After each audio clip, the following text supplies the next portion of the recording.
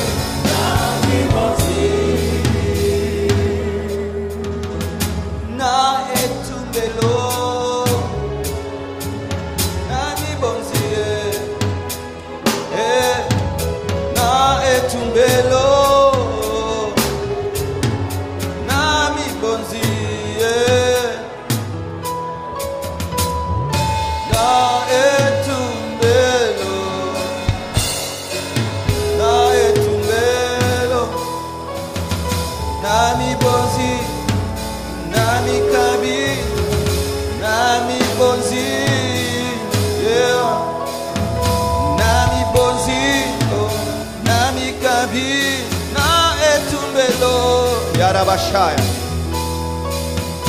Nami bonzi Nami kabi Na etumbelo Nami bonzi Nami kabi Nami bonzi Nami kabi Oh Nami bonzi Nami kabi Nami kabi Nami bonzi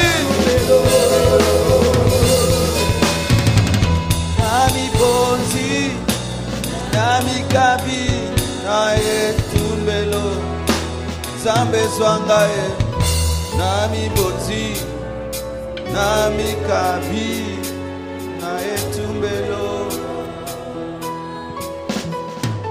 Lokulambeka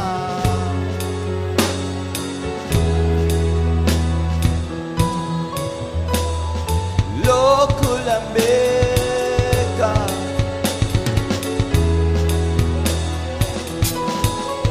Bénis ta parole, bénis ton peuple. Merci d'avoir exaucé nos prières. Nous te remercions, Dieu fidèle et bon. Au nom de Jésus, nous avons ainsi prié.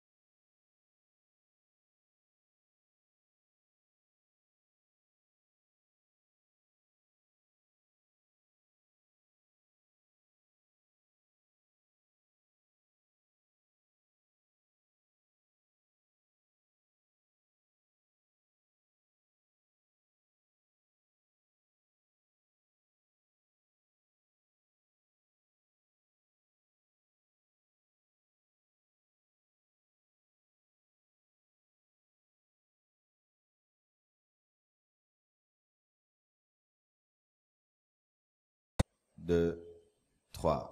Allons-y.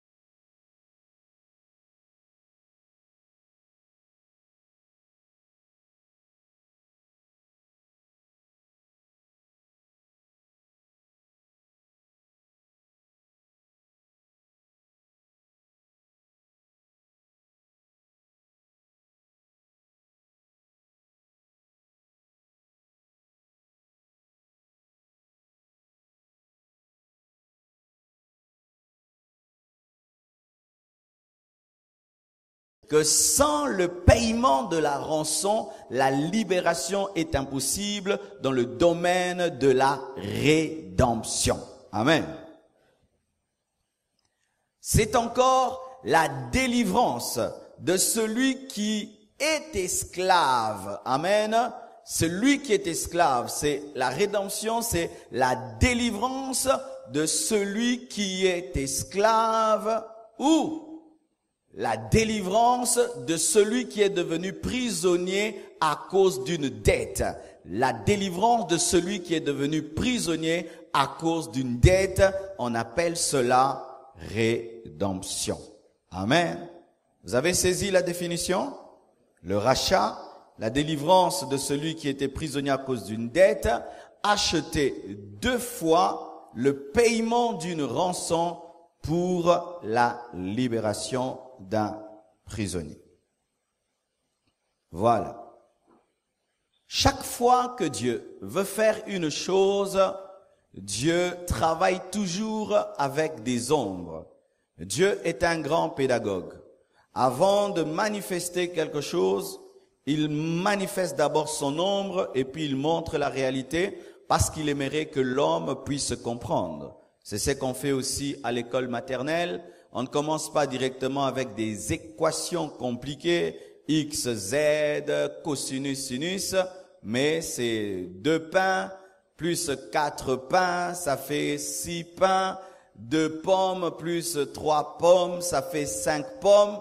Et Dieu aussi, avant de manifester la rédemption dans sa plénitude, a commencé par enseigner la rédemption depuis Genèse jusqu'en Malachie pour en parler dans le Nouveau Testament.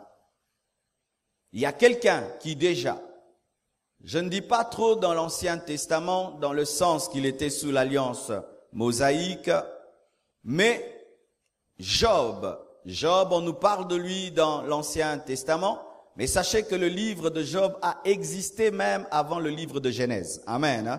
Avant Genèse, avant Exode, il y avait déjà le livre de Job. C'est pourquoi la Bible, tu ne dois pas la lire comme on lit un parchemin, parce qu'il y a certains passages qui sont, certains livres qui sont au milieu, mais qui sont au début, d'autres qui sont au début, qui sont à la fin. Il y a certaines choses dont on parle dans le Nouveau Testament, plutôt dans l'Évangile, qui s'accomplit précisément dans Apocalypse. Il y a d'autres qui sont dans Apocalypse, qui s'accomplissent même avant Genèse. Alléluia.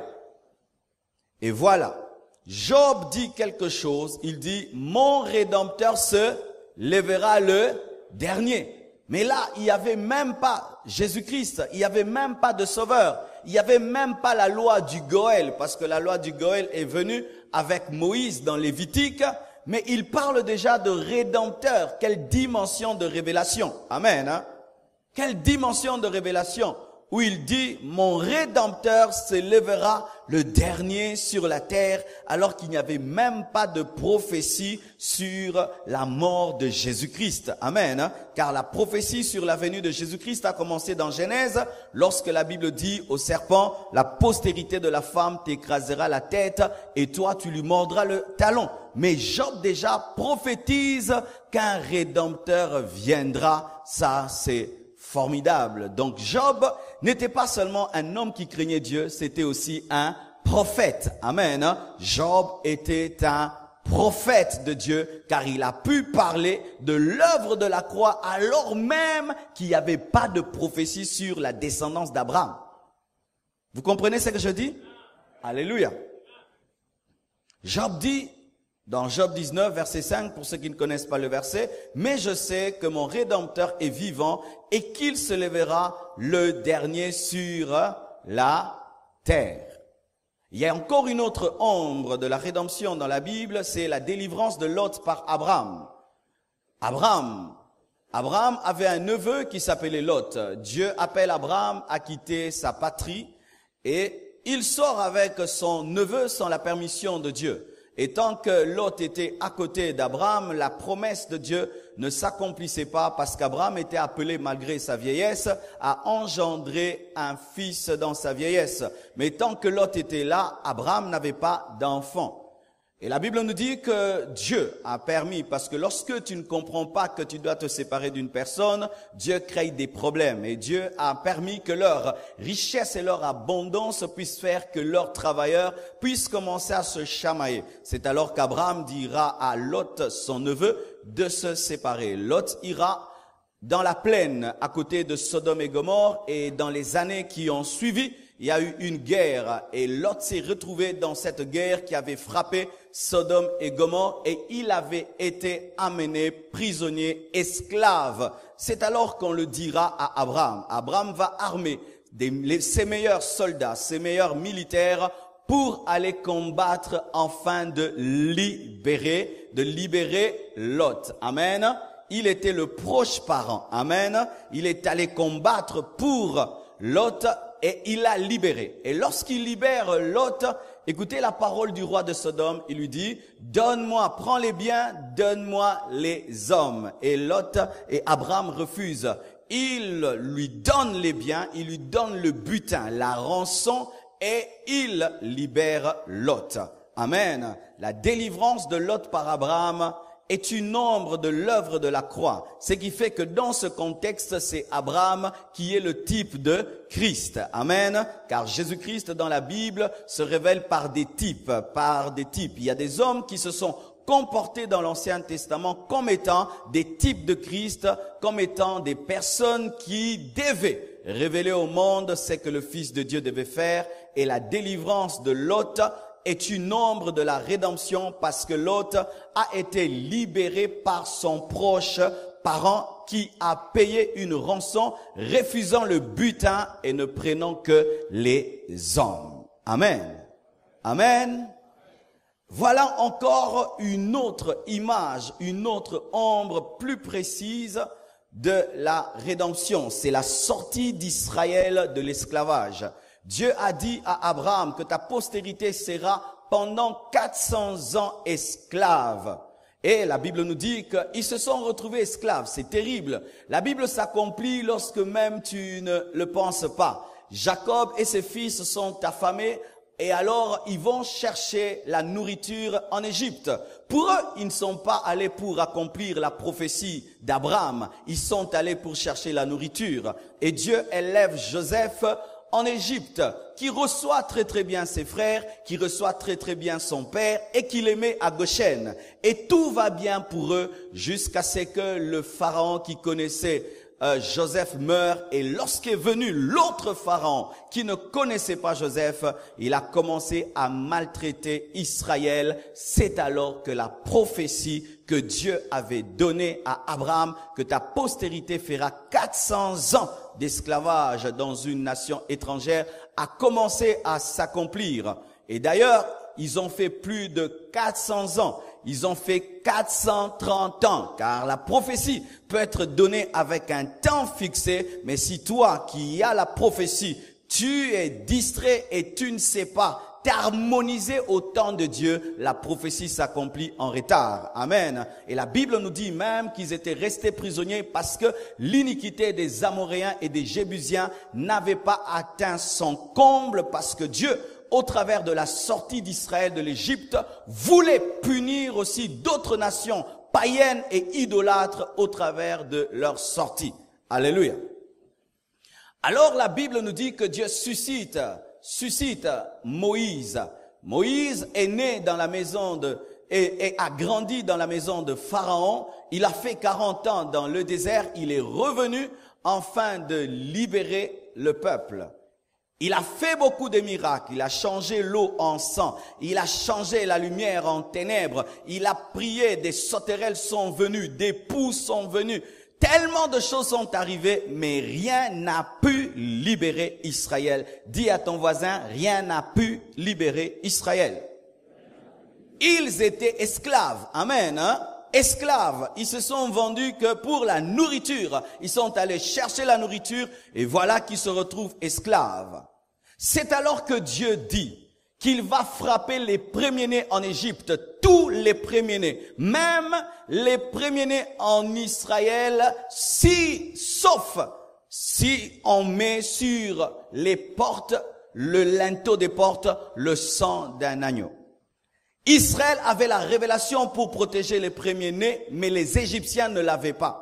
Et Israël a mis le sang. Et je vous assure, si un seul juif avait osé désobéir, même si son enfant était juif, son enfant allait mourir. Amen. Car lorsque Dieu donne la révélation, il cesse de te protéger. C'est la révélation qui te protège. Amen. Ne cherche jamais une protection au-delà de la révélation. Si Dieu te dit ne fais pas, ne fais pas. Ne dis pas Dieu protège-moi. Il t'a déjà protégé par la révélation. Et ton premier-né ne sera protégé que par le sang. Il ne sera pas protégé par la clôture.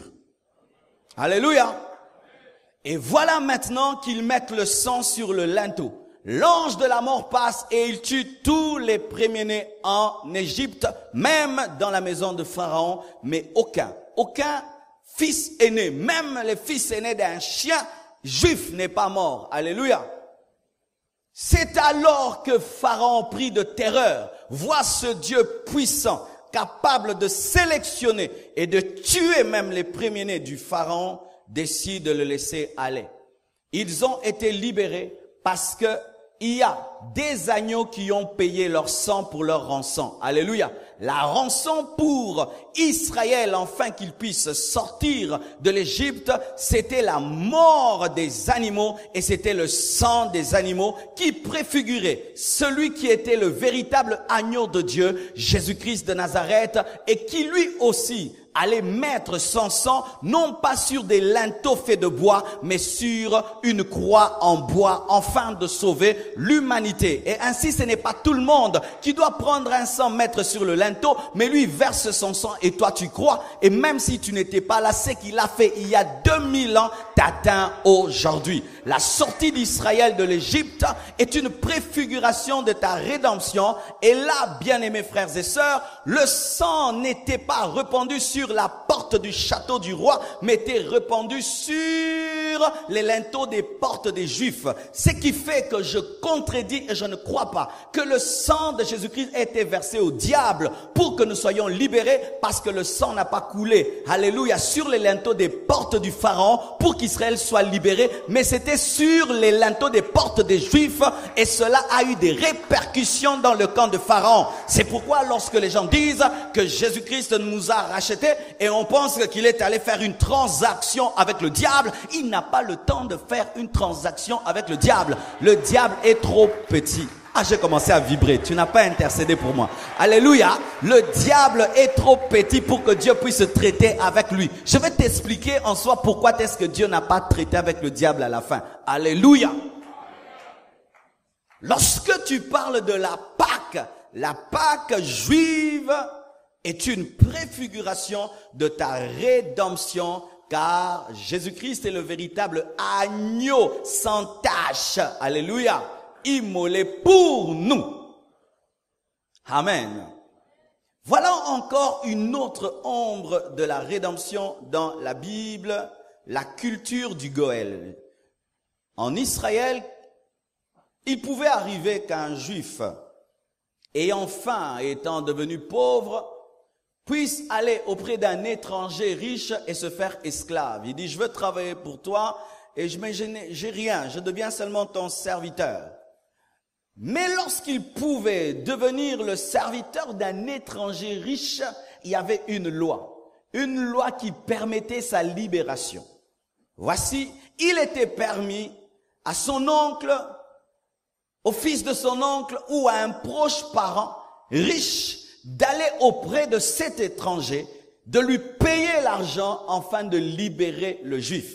Et la Bible dit, si celui qui est devenu esclave a les ressources, il pouvait lui-même se racheter. Mais la plupart des temps, c'était un proche parent, donc un membre de la famille qui usait de son droit de rachat qu'on appelle le Goël. Amen. Afin de libérer son frère.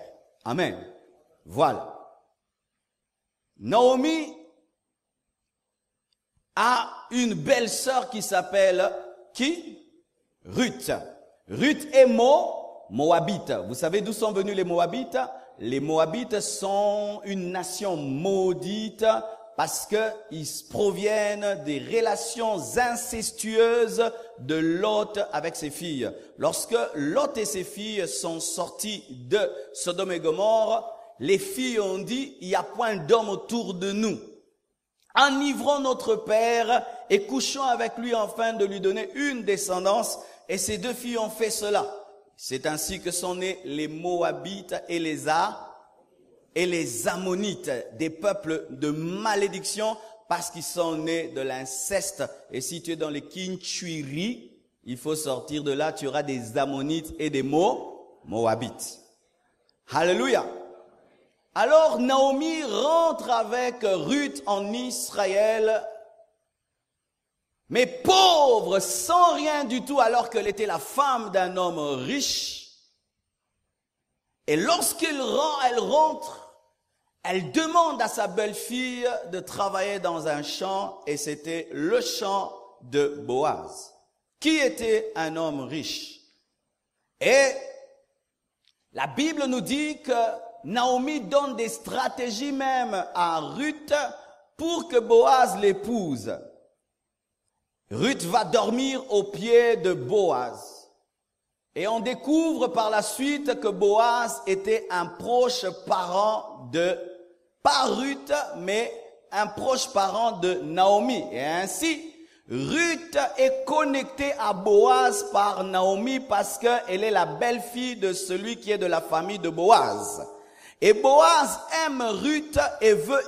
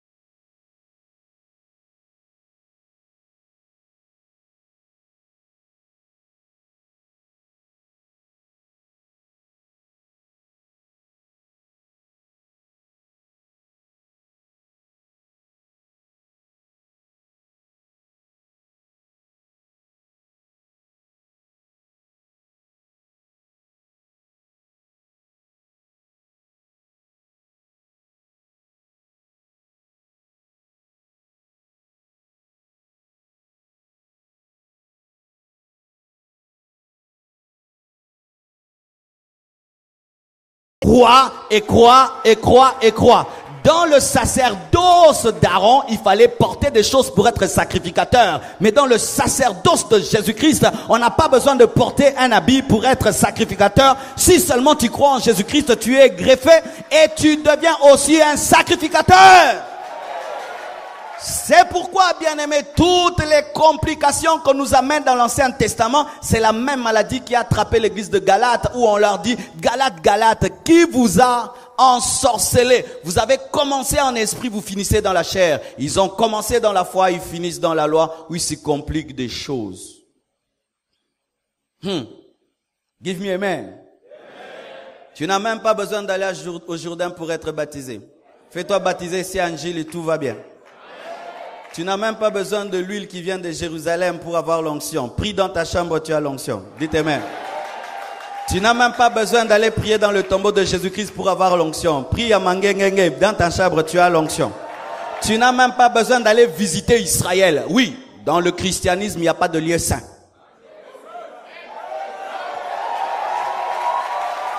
Oui. Ah, je vais vibrer, laissez-moi. Amen. Bien-aimés frères et sœurs, les musulmans ont leur lieu saint, la Kaaba, les kimbanguistes ont quoi? Kamba, Kaba, Kamba. Ils ont rimé, hein? Alléluia. Mais nous, on n'a pas de lieu saint. Le lieu saint, c'est mon cœur. C'est mon cœur. C'est mon esprit. C'est là qu'habite le Saint-Esprit. Bien-aimé, j'aimerais vraiment te dire la vérité. Entre un voyage en Israël et prendre cet argent, ajouter à l'achat parcelle, je préfère acheter une parcelle au Congo pour le temple de Dieu qu'aller en Israël. Oh, je reviens d'Israël. Et ça, nini. Même Jésus n'est même plus en Israël. Il est partout dans le monde entier. Là où il y a 2 ou 3 personnes qui s'assemblent en son nom, il est là. Alléluia. Que personne ne vienne vous tromper. Il faut aller en Israël, il faut aller... Non, je préfère lire la Bible, connaître Dieu en profondeur. Et si je vais en Israël, je vais en tourisme. Je vais seulement en tourisme, point. Comme ça, quand je prêche, je parle de ce que j'ai quand même vu, mais ça ne me change pas. La révélation des Écritures est plus qu'un voyage en Israël. Des gens qui n'ont pas de Bible mais qui voyagent en Israël. On vous bouffe l'argent. On vous bouffe. D'ailleurs, eux-mêmes ne croient pas en Jésus, mais ils bouffent l'argent derrière le christianisme. Ils ne croient pas en Jésus, mais ils font le tombeau des baptistes, le tombeau des chrétiens. Vous savez ça? En Israël, il y a la tombe pour les gens du réveil, la tombe pour de Jésus. Il y a 3 tombes. Et tout le monde, quand il entre dans leur tombe, il prie. Oh, Jésus dit. Business. On vous vend de l'eau du Jourdain. Des fois même, on a puisé dans un robinet, on vous vend. Oh, l'eau du Jourdain. Nous sommes sous la grâce. Nous sommes sous la... Dis, nous sommes sous la... Alléluia. Nous n'avons pas besoin de cérémonie pour être sauvés. Nous n'avons pas besoin de cérémonie pour être sauvés. Pourquoi? L'ombre est passée. Maintenant, c'est par la foi dans un sacrifice que tu n'as jamais vu. Celui qui mettait le sang sur le linteau voyait le sang. Mais toi, tu crois en un sang que tu n'as jamais vu. Si tu cherches à Golgotha, il n'y a pas de sang. Ça a disparu. Mais toi, tu crois que le sang qui a coulé là t'a sauvé. C'est ça, bien-aimé, la révélation. Alléluia. Voilà. La réalité est en Jésus. Jésus est le Rédempteur qui s'élèvera le dernier. Job, tu avais raison. Il n'allait pas venir en ton temps. Job, tu avais raison. Il n'allait pas venir au temps d'Abraham. Job, tu avais raison. Il n'allait pas venir au temps de David. Job, tu avais raison. Il n'allait pas venir au temps d'Élie. Job, tu avais raison. Il n'allait pas venir au temps d'Élisée. Job, tu avais raison. Il allait venir en notre temps, au temps de la fin. Job avait raison que le Rédempteur s'élèvera le dernier. Pas seulement pour le guérir de sa maladie et lui rendre son argent. Plus que cela, car ce qu'il disait n'appartenait pas qu'à sa petite vie. C'était une prophétie pour l'humanité. Jésus est l'agneau pascal véritable qui nous délivre pas de l'Égypte, mais qui nous délivre du péché, qui nous délivre de la mort, qui nous délivre de Satan, qui nous délivre des démons. J'ai cru que tu allais dire Amen. Si l'agneau pascal au temps d'Israël les avait libérés d'une nation, l'agneau véritable, Jésus-Christ, te délivre de plus que cela, de plus qu'un pharaon. Il te délivre de Satan, il te délivre de Belzéboul, il te délivre des lois démoniaques, il te délivre du péché, il te délivre de la nature adamique, il te délivre de la mort. Je dis, il te délivre de la mort, il te délivre de la mort, il te délivre de la mort. Ce que cet agneau a fait, c'était rien du tout. Il a seulement libéré un peuple d'une nation. Mais ce que l'agneau véritable fait, il te libère d'un esclavage spirituel qui dépasse une nation. Car Israël est sorti de l'Égypte avec l'Égypte en lui-même, car c'était une délivrance physique sans être spirituelle. C'est pourquoi, étant dans le désert, ils ont fait ce qu'ils ont vu en Égypte, parce que l'Égypte était en eux. Alléluia. C'est normal, c'était l'ombre. C'était l'ombre, c'est pourquoi cette œuvre était imparfaite. Mais l'œuvre en Jésus-Christ est parfaite, c'est pourquoi il a dit tout est accompli.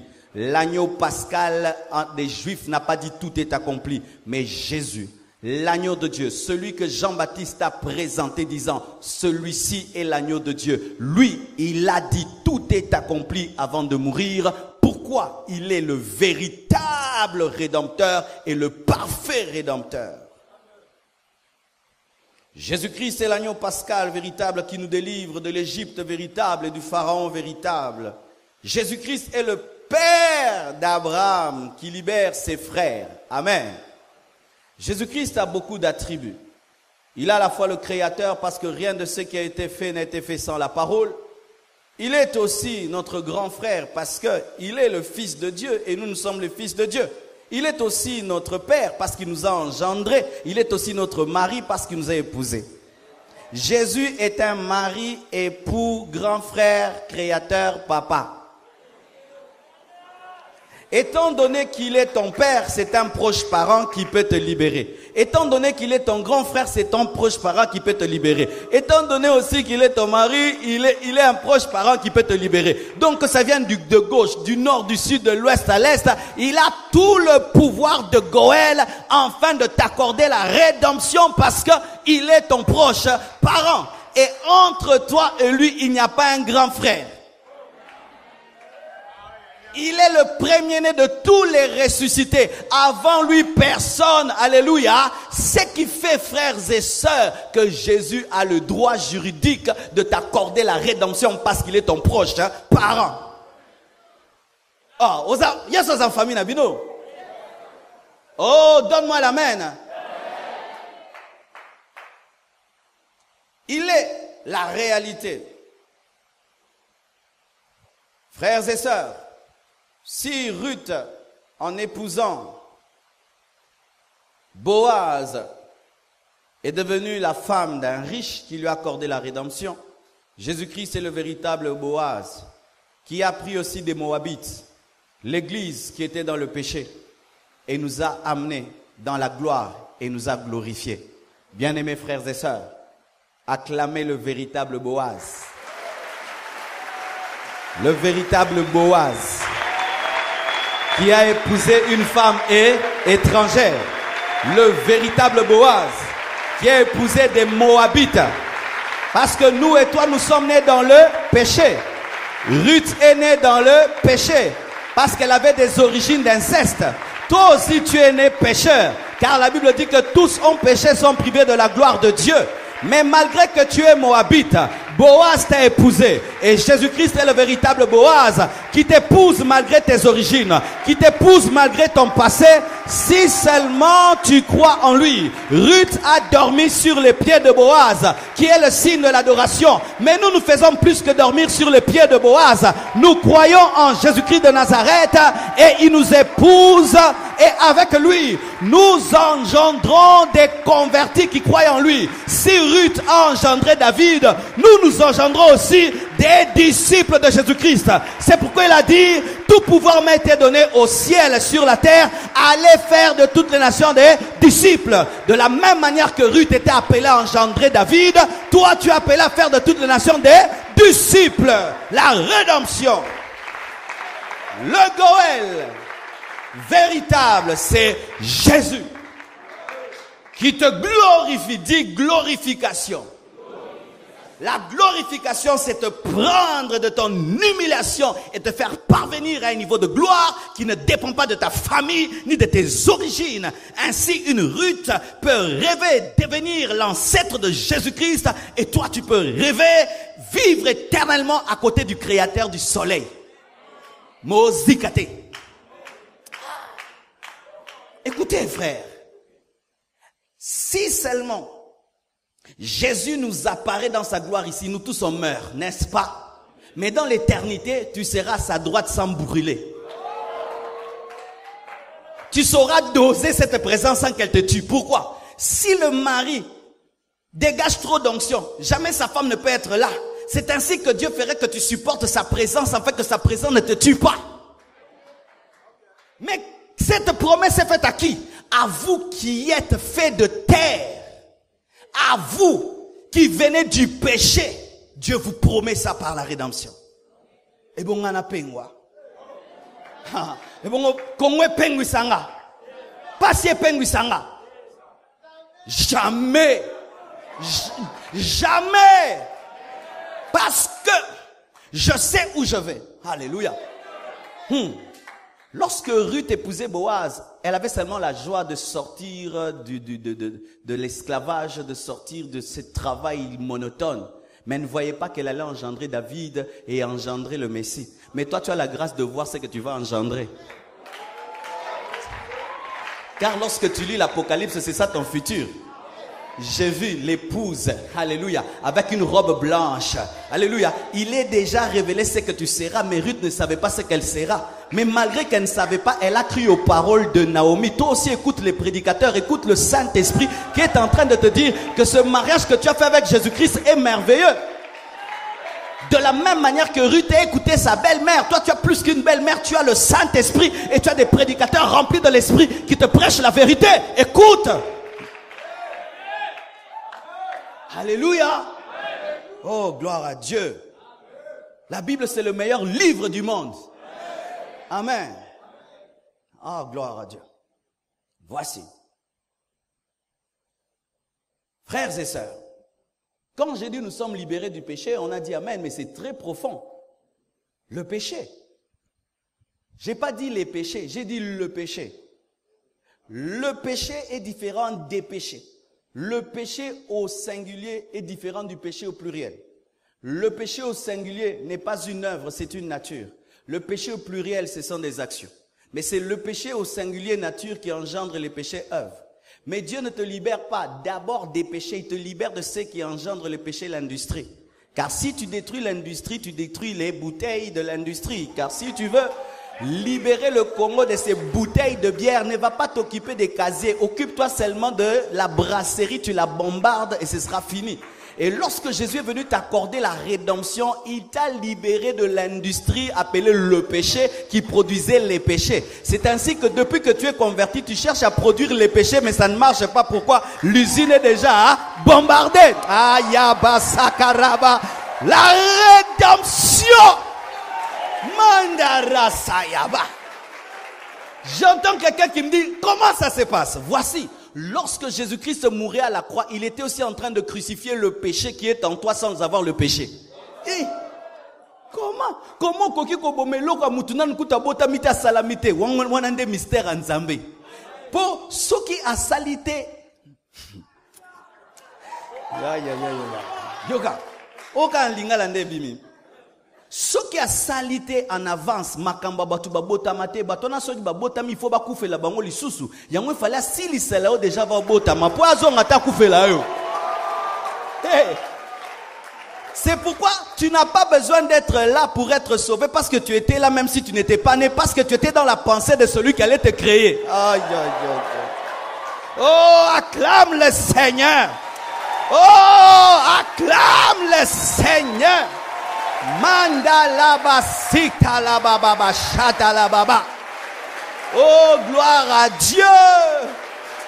La sagesse de Dieu, la sagesse infiniment élevée de Dieu. C'est pourquoi la Bible nous dit que lorsque les anges plongent leurs yeux sur cet évangile, ils sont étonnés. Pourquoi? C'est la sagesse de Dieu. Alléluia. Il nous libère du péché. Ce qui fait que quand tu étais dans le monde, tu sentais des choses faire le mal. Mais quand seulement tu reçois Jésus, tu n'arrives plus. Tu essayes. Tu es culpabilisé. La nature est morte. Ainsi, Dieu tue la nature et il pardonne les œuvres. Dieu te pardonne des péchés, mais il tue le péché.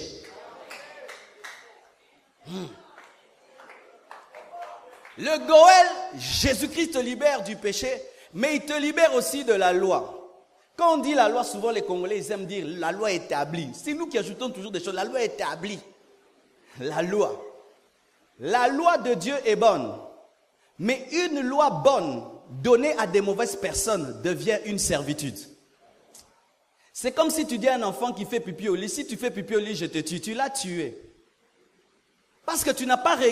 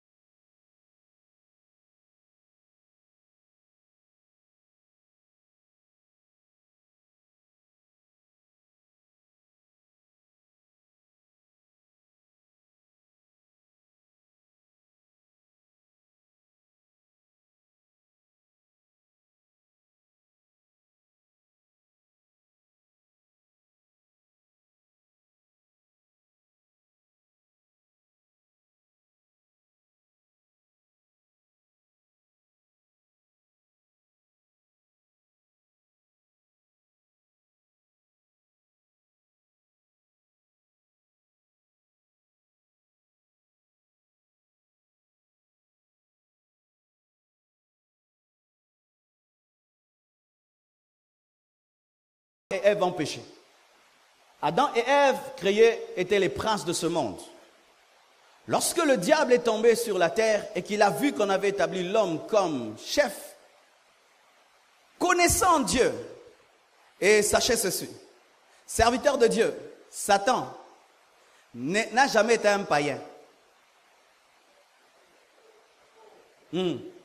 Satan n'a jamais été un païen. Un païen, c'est celui qui n'a jamais connu Dieu. Lui, il a connu Dieu, il l'a abandonné. Toi, tu es païen. Satan n'a jamais été un païen. Lui, il a servi Dieu, puis il l'a abandonné. C'est un rétrograde, un apostat. C'est pourquoi il est fort pour amener les gens qui connaissent Dieu à l'abandonner, parce que c'est ce qu'il était.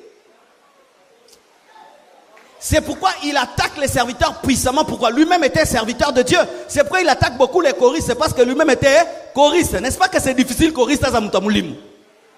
Vous savez pourquoi? Satan était un choriste. Vous voyez, leur jour où ils ne chantent pas, ils ne viennent pas à l'église. Vous voyez? Ce n'est pas leur jour de chanter. Ils ne viennent pas à l'église. Ils vont venir seulement le jour où ils vont chanter. Vous voyez pourquoi? Satan les a eus. Ils aiment adorer qu'écouter l'enseignement. C'est pourquoi ils chantent des tralala.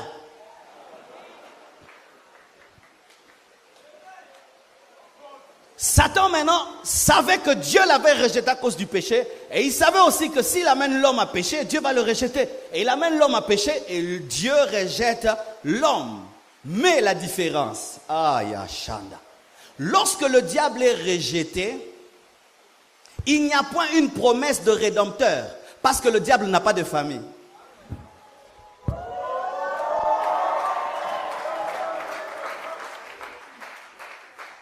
God!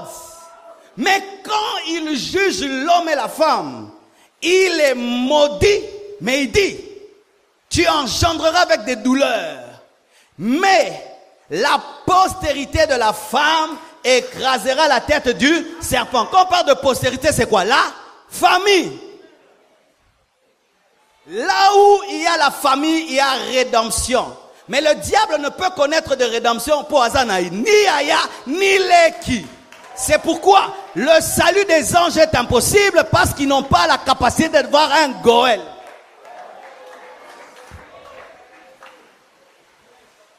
Alléluia. Le diable, créature de Dieu, l'homme, créature de Dieu. Le diable pêche, il est banni pour l'éternité, mais l'homme pêche, une promesse de salut lui est donnée. C'est pourquoi le diable est jaloux de toi. Je dis, c'est pourquoi le diable est jaloux de toi. Je dis, c'est pourquoi le diable est jaloux de toi. Et tu sais encore pourquoi. Pour toi, il y a une promesse de rédemption. Le diable a commis le péché en sachet. C'est-à-dire, personne ne lui a communiqué. Mais toi, les péchés que tu le commets parce qu'il y a un homme avant toi qui a péché. Aucun ange n'a influencé Satan à pécher. Lui-même a engendré le péché. Mais toi, tu n'es pécheur. C'est pourquoi Dieu doit t'accorder la rédemption, parce que tu as subi le péché de quelqu'un. Mais pour qu'il t'accorde maintenant cette rédemption, il doit être de ta famille. Mais non. Comment le créateur du ciel et de la terre peut être membre de ma famille? Être à la fois membre de la famille des Chinois, des Congolais, des Européens. Comment? Voilà. Tant que les sacrifices des boucs étaient donnés pour le salut de l'homme, l'homme ne pouvait pas être sauvé, parce que pour sauver un homme, il faut un homme. Amen. La Bible n'a pas dit la postérité de l'animal t'écrasera la tête. On a dit la postérité de la femme. C'est-à-dire qu'un homme sauvera les hommes. Alors tant que les animaux mouraient pour les hommes, même si c'était des animaux parfaits, les animaux parfaits ne peuvent sauver l'homme imparfait. Il faut un homme parfait pour sauver les hommes imparfaits. C'est pourquoi la Bible dit que la parole s'est faite chair. Alléluia. Lorsque Jésus s'est fait chair et qu'il est mort, les mains ouvertes, il avait dit, comment maintenant Jésus, qui est de la tribu de Juda, peut devenir mon frère? C'est seulement par la foi. Lorsque tu crois en Jésus, il vient directement dans ta vie comme un membre de ta famille. Et automatiquement, étant un Goël plein de ressources, il cherche qui t'a rendu prisonnier. Et il va vers Satan. Et il lui dit, libère mon frère. Je suis de sa famille.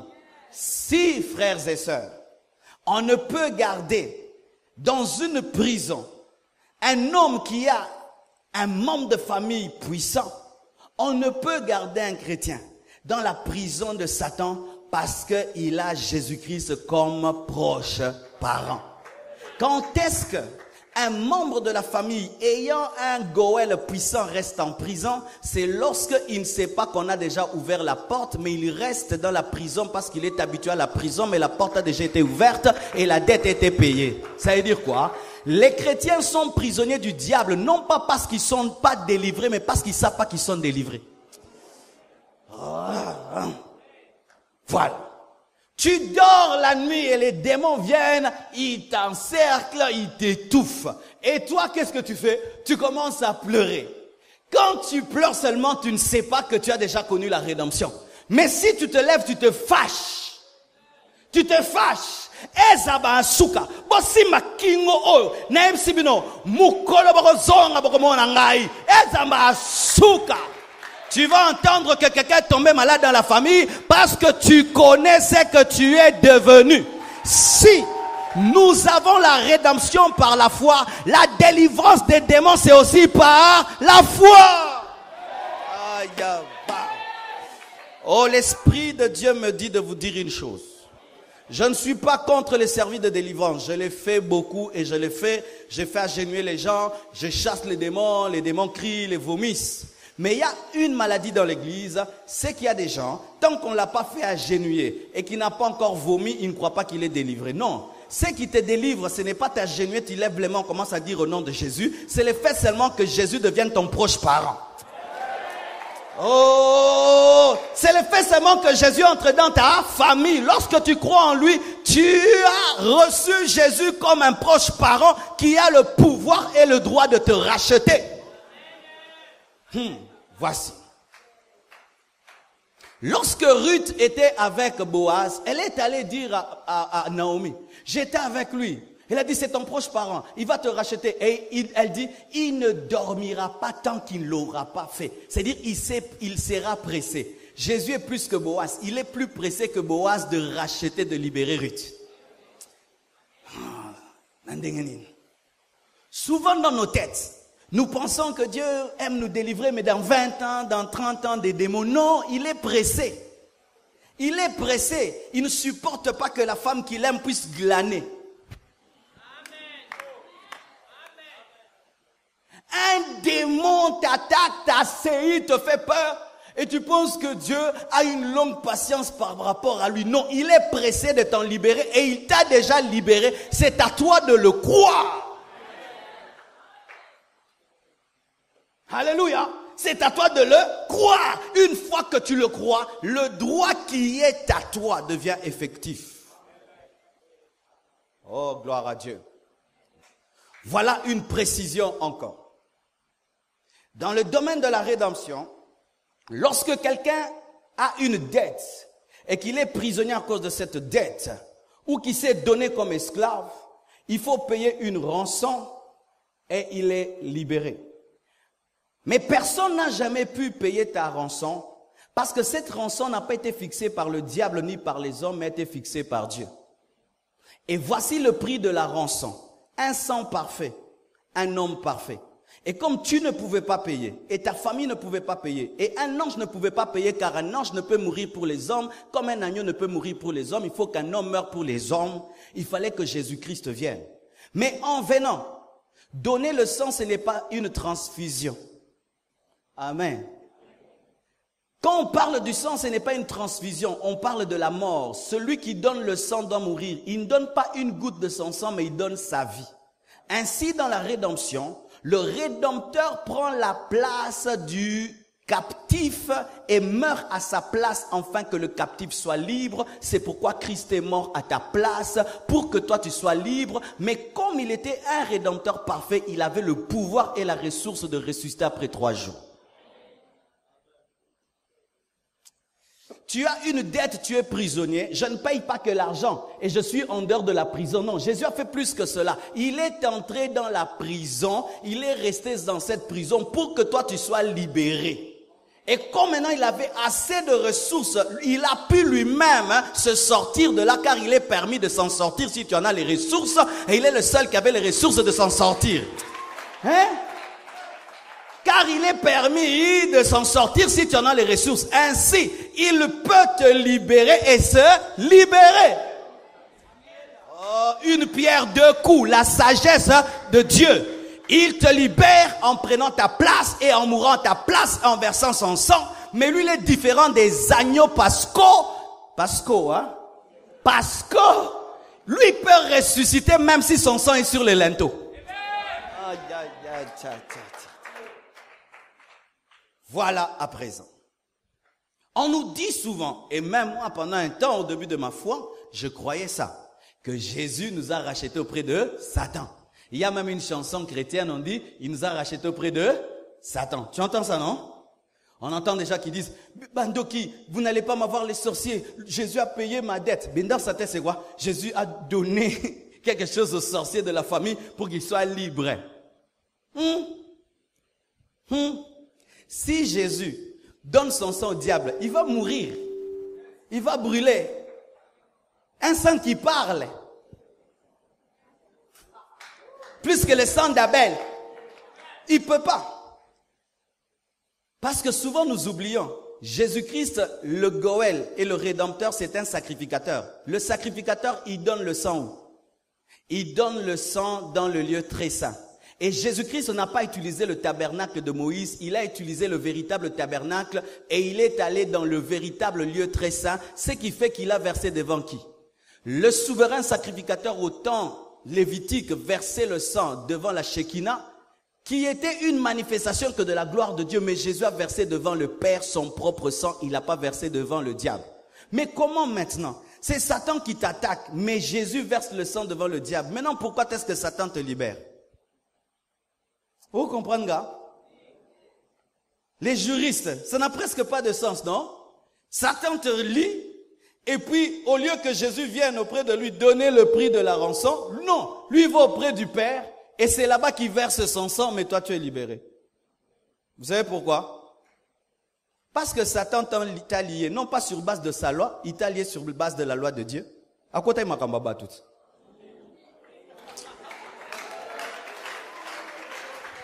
Satan ne t'a pas lié comme ça au hasard. Satan lie les hommes sur base de la parole de Dieu.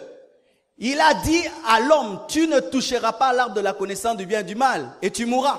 Satan est entré. Si tu touches, tu ne mourras pas. Et quand l'homme a touché, l'homme a commencé à mourir. Satan est entré.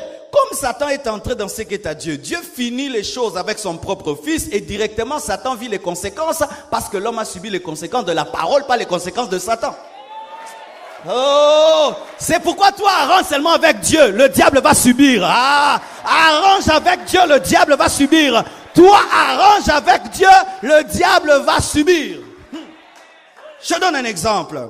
Tu me mets ici un lien. Mais moi seulement je grossis, ça va se faire quoi? Ça va se casser. Moi je ne m'en occupe pas, moi je mange seulement beaucoup. Je mange beaucoup et puis ça se casse. Pareil aussi, lorsque tu es sous l'emprise d'une famille de sorcellerie, toi seulement donne-toi à Jésus. Entre seulement dans une autre famille. Automatiquement, bazangio. Pourquoi? Parce que tu es maintenant dans une autre famille. Lorsqu'ils viendront te chercher, beaucoup t'en as une apporte. Grand frère, Boulukanen. Il est celui quand il se présente, ses ennemis tombent. Lorsqu'il se présente, ses ennemis tombent. Avant qu'on puisse crucifier Jésus, il a dit qui cherchez-vous? Et Jésus s'est présenté, ils sont tombés. Vous savez pourquoi ils sont tombés? Parce que Dieu voulait dire que si le crucifix, c'est parce qu'il le veut. Babaka lion, mais azaki na forme ya agneau. Quand il dit qui cherchez-vous? Jésus-Christ l'a dit c'est moi. C'était là le lion. Boum, il tombe. Mais il semble que si je reste lion, Pierre ne va pas être sauvé. Matthieu ne sera pas sauvé. Il prend la forme de l'agneau, on l'amène et comme l'agneau ne parle pas, Pilate le questionne, il ne répond pas parce qu'il devait mourir comme un agneau mais revenir comme un lion. Mais maintenant toi, c'est un agneau? C'est un agneau? C'est le lion de la tribu de Juda. Et toi, tu es la lionne de la tribu de Juda. Qui peut garder prisonnier la lionne de la tribu de Juda? Oh. C'est pourquoi lorsqu'un chrétien ignore ses droits, Dieu vraiment est en colère. Beba zo menace Léli. Beba olela. Nakobeta lobi. Yopeko. Ni no pese bebe ronte aboki obetanga.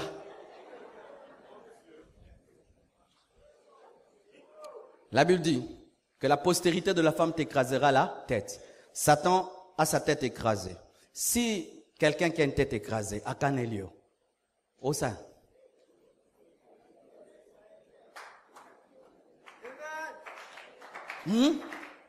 Quelqu'un qui a une tête écrasée, à Canio, Yombulo aussi, c'était au Koufa. Au Segato Segate. Au Tourne, au Liangananini, Pomino Babuki, Pomino Zakote à Moutou. Oh tune nyoka okomi scorpion kobeta batuna mukila poyo babukio minu. Bien-aimé, lorsque le diable te menace, ris, tu as déjà la rédemption. Lorsque les démons te menacent, ris, tu as déjà la rédemption. Lorsque les sorciers te menacent, ris parce que tu as déjà la rédemption. Alléluia. Alléluia. C'est pourquoi l'homme qui refuse Jésus a refusé quelque chose de grave. Il a refusé que Dieu entre dans sa famille. Selon le droit, c'est dire on suit beaucoup avec les avocats. Non, c'est terrible. Le droit est dangereux. Rien qu'une virgule peut t'amener en prison. Selon le droit de Dieu, tu ne peux intervenir dans la vie d'un homme que si tu es de sa famille. C'est ça le principe de Dieu. Tu ne peux intervenir dans la vie d'un homme que si tu es de sa famille. Tu dois être un goël, un proche parent. Maintenant, quand le diable te lie et te bloque, il veut venir. Mais Satan dit, tu n'es pas de sa famille, il ne croit pas en toi, il ne croit pas en toi, c'est un païen, tu ne peux rien faire. Et Dieu est lié au droit biblique, il ne fait rien. Mais il envoie la parole et le Saint-Esprit te dire un secret, une révélation. Crois seulement, je vais devenir membre de ta famille. Crois seulement, crois seulement, crois seulement. C'est pourquoi le diable n'aime pas les prédicateurs, parce qu'ils te disent à l'oreille, même si tu es dans la prison du diable, le message t'arrive et tu reçois Jésus comme Seigneur et Sauveur. Du coup, celui qui te liait retrouve un membre de la famille du roi des rois, du Seigneur des seigneurs. Imagine que tu mets une esclave dans une prison, le matin tu reviens, tu trouves une reine. Imagine, tu dors païenne, mais dans la nuit, tu as un songe, une vision, tu te convertis, tu deviens une reine dans ton sommeil. Est-ce qu'on te gardera dedans? Parce que le roi te cherchera. Frère, quand maintenant tu abandonnes Jésus, ça devient quoi? Tu avais Jésus. Comme membre de ta famille, tu le chasses. Qu'est-ce qui va t'arriver? Celui que tu as abandonné là à cause de lui, il va te tabasser sérieusement parce que tu l'as humilié. C'est pourquoi, lorsqu'Israël est sorti de l'Égypte, les chars qui ont été utilisés pour ramener Israël étaient plus puissants. Les soldats